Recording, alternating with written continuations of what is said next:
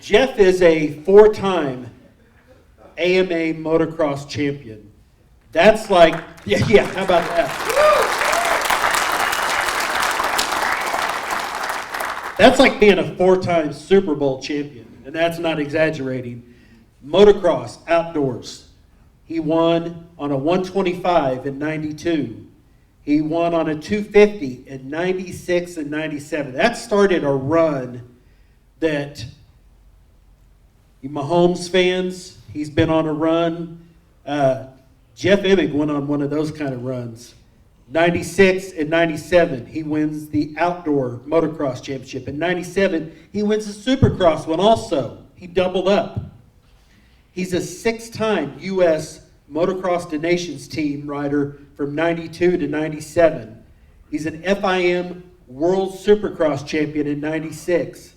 He was inducted into the AMA Motocross Hall of Fame in 2004, the Missouri Sports Hall of Fame in 2017.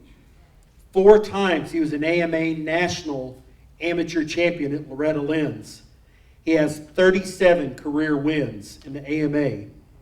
He rode for Kawasaki and Yamaha. He's an ambassador for Husqvarna. Back then, the Kawasaki guys, you olders remember, there was Brad Lackey, Jimmy Weinert, and to me there was then Jeff Emig. I'm going to tell you a story. We were at Possum Hollow, and every time at Possum Hollow, if Jeff and his brother Brian showed up, it was just kind of like rumbling through the pits, like, oh my God, the Emigs are here. They're co-factory Kawasaki. It was, and they were kids. Jeff and I are the same age, but it was like Eli Tomac showed up at your track. He was that good. Oh, I think better. I like him better. Jeff's always been somebody I admired, and I couldn't help but, being that we're the same age, kind of compare myself to, which is really dumb because there's no comparison.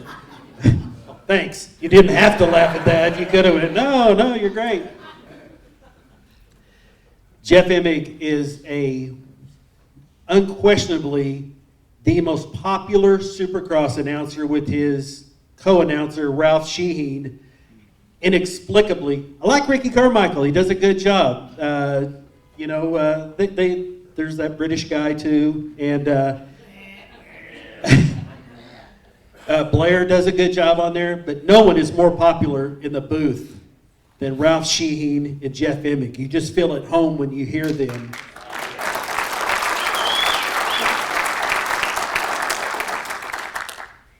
So Jeff's been inducted into the AMA Motocross Hall of Fame, the Missouri Sports Hall of Fame, and now it is a huge honor to tell you that the newest member of the Missouri Motocross Hall of Fame is Mr. Jeff Emig.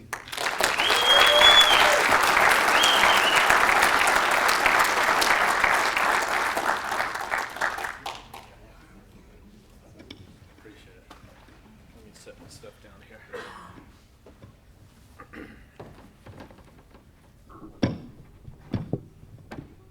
So I'm joining you guys. Look at it. Can't see shit anymore. Can't see anything anymore.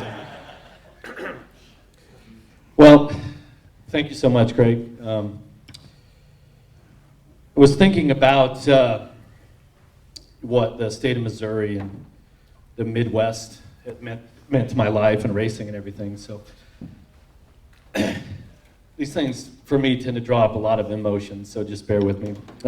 Congratulations to all of the other inductees. It's quite the honor to be recognized for things that you've accomplished in your life, and Missouri is just such an awesome place to ride motorcycles. I'm just thinking back to my first ride was on an Indian 50. Anybody else have their first ride on an Indian? Little yellow, red one, something like that. Was in a baseball field at Park in Independence, Missouri. The baseball field's still there. I went by there last time I was home. But by far, probably the most influential area of where I learned my foundation for my riding skills was just down the road at Chadwick, right? I mean, who hasn't ridden Chadwick here, right? I think back to all those amazing camping trips that we had with Dad and brother and everybody and all the other families. And to me, those were just some of the best memories that I have riding. And then, of course, we're doing that for a few years, and then my older brother decides he wants to go ride a motocross race at KCIR in late '77.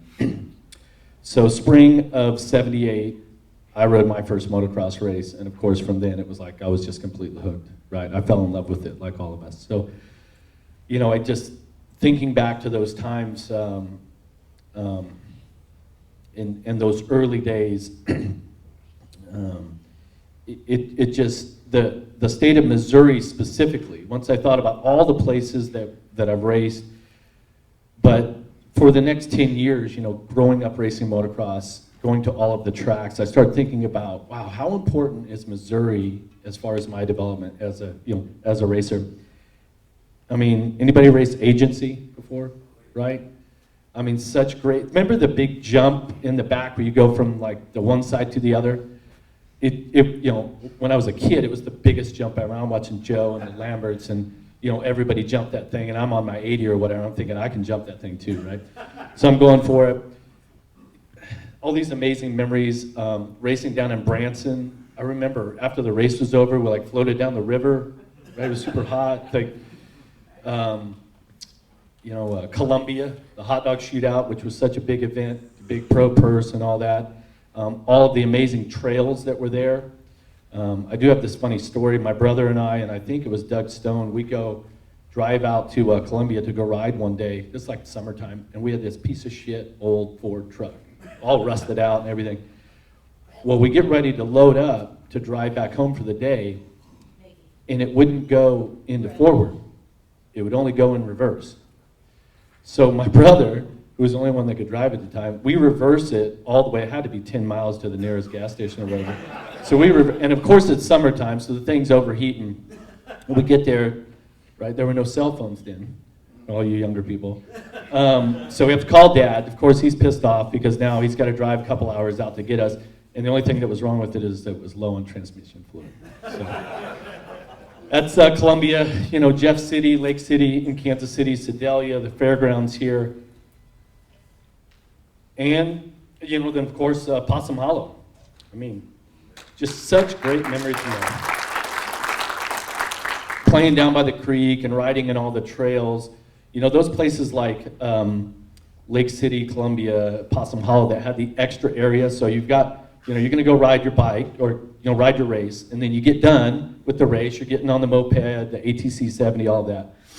One of my favorite memories from Possum Hollow was the year that we first got our box van, and my dad hadn't built it out yet, but we go down to race. It's probably November, December, something, and we like slept on cots inside the box van, and it was freezing. And I remember waking up and my boots were frozen, so I couldn't put them on. I know all of you have experienced that too. And having to start the engine up and put your boots by the heater, just so that you could get them on. I mean, and at the time it seemed so crappy, but when you look back on it, you're like, those are some of the best times ever. Then of course, when I was 16, 17, 18, moved out to the West Coast to follow that a career path. But I mean, the night of the St. Louis Supercross in 1996 is just such a standout for me. I mean, I truly felt like the hometown support, right? There were so many races on the West Coast that were like McGrath's hometown. And now we finally had a Supercross in the Midwest. And that night in 1996, all the fans and all of you, it was truly such a motivating moment that night to just propel me to get the win that night. And that, once again, that happened right here in the state of Missouri. So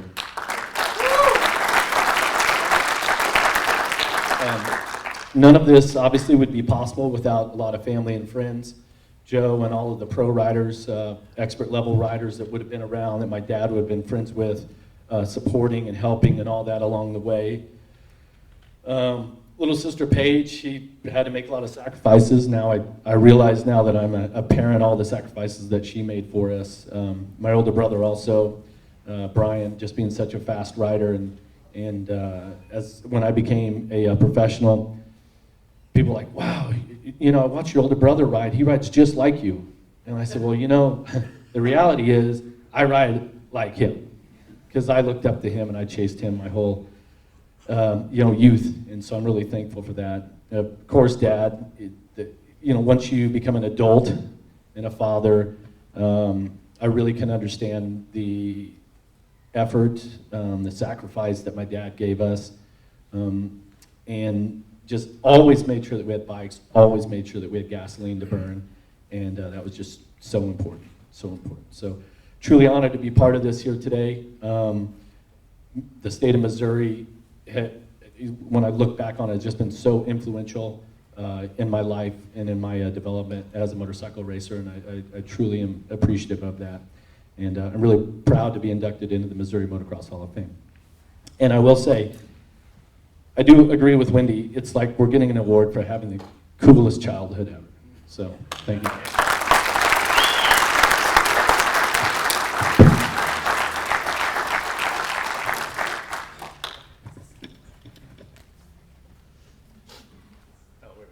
Yeah. I couldn't tell if it was a thumb or a middle finger or with Mike, you don't know. I'll leave out. Yeah, it was.